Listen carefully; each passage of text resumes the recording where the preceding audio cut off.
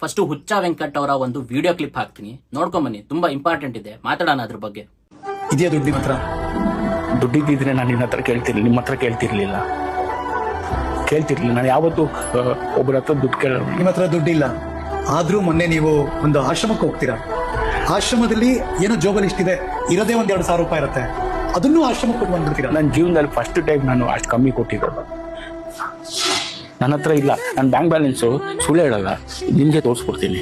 ಈಗ ನಿಮ್ಮ ಹತ್ರನೇ ಕಾಸಿಲ್ಲ ಅಂತದ್ರಲ್ಲಿ ಆಶ್ರಮಕ್ಕೆ ಹೋದಾಗ ನೋಡಿ ಎಷ್ಟಿದೆ, ಈಗ ಓದ್ಬೇಕು, ನನ್ನ ಮೇಲೆ ನಾನೇ ಓದ್ಬೇಕು.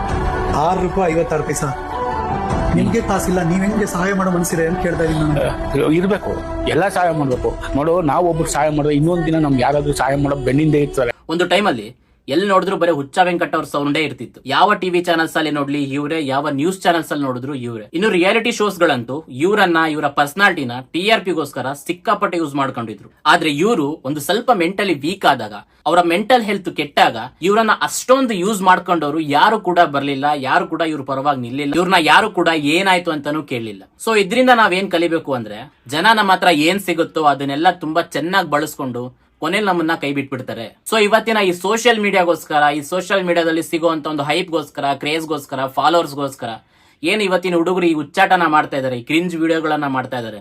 ಸೊ ಇದರಿಂದ ನಾವು ರೀಚ್ ಆಗ್ಬಿಡ್ತೀವಿ, ಇದರಿಂದ ನಾವು ಜನಕ್ಕೆ ತಲುಪ್ಬಿಡ್ತೀವಿ ಅಂತ ಹೇಳಿ ಎಷ್ಟೊಂದು ಜನ ಈ ರೀತಿ ಕ್ರಿಂಜ್ ವಿಡಿಯೋಸ್ಗಳು ಮಾಡ್ತಿದ್ದಾರೆ, ಈ ತರ ಹುಚ್ಚಾಟಗಳನ್ನ ಆಡ್ತಾ ಇದಾರೆ.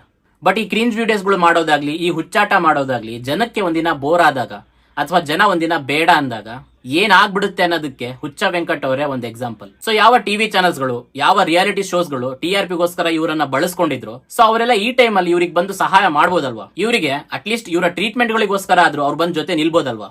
ಸೊ ಈ ವಿಡಿಯೋ ಬಗ್ಗೆ ನಿಮ್ಗೆ ಏನ್ ಅನ್ಸುತ್ತೆ ಅನ್ನೋದನ್ನ ಕಮೆಂಟ್ ಮೂಲಕ ತಿಳಿಸಿ, ಮತ್ತು ಈ ವಿಡಿಯೋನ ಮ್ಯಾಕ್ಸಿಮಮ್ ಶೇರ್ ಮಾಡಿ, ಮತ್ತು ಈ ತರ ಇನ್ನಷ್ಟು ಕಂಟೆಂಟ್ ಗಳಿಗೋಸ್ಕರ ನನ್ನ ಫಾಲೋ ಮಾಡ್ಕೊಳ್ಳಿ.